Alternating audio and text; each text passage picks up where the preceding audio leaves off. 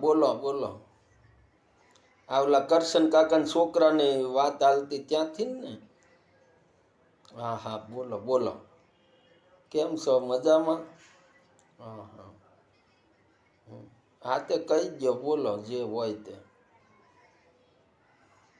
હા હા હા. 35 તોલા સોનું.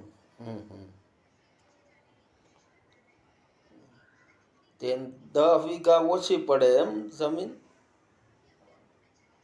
10 વીઘા છે ભાઈ એને.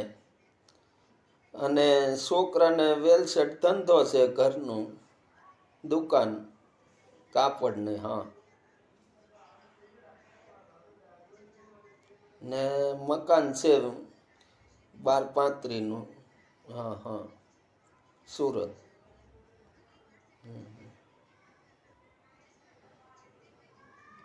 ભાઈ કોક વાર દેહમાં રહેવાનું છું તો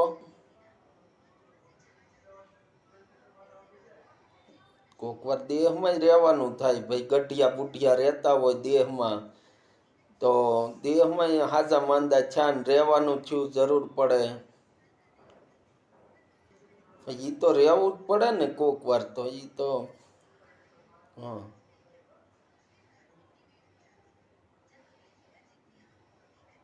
પછી તમે એમ કહો કે આ ખેતી નહીં કરે તો જમીન તમે કહો કે ઓછી પડે. હા પણ હું એને વાત કરી જોઈ. તમારે પછી એકબીજાને જો સેટિંગ આવે તો. હું તો કહું કે આ બરાબર જ છે. જો વેલસેટ ધંધો છે, મકાન છે, જમીન છે, પછી તમારે બીજું તો શું જોવે? ખાઈ પીને સુખેથી રહે છે ને છોકરી સુખી થાય ને. હા. પછી તમારી ડિમાન્ડ જ કંઈ અલગ હોય તો એમાં તો કોઈ સુધારો ન કરી શકે. એમાં તો કોઈ હા હા. હા તે મૂકો ફોન. હાલો હવે હું એને વાત કરી જોઈ ભાઈ આ રીતના છે ને બધી. પછી વાત કરશું આપણે આગળ. બરાબર ને. હું તો એમ જ કહું છું કે અહીંયા છોકરી સુખી થાય. હા. હા હા. સારું આ મૂકું. હા. કોનો ફોન હતો? હા એ કરશનભાઈ છોકરાને વાત હાલે ને એનો ફોન હતો. તે બધી આ રીતના ડિમાન્ડ મૂકતા ને બધી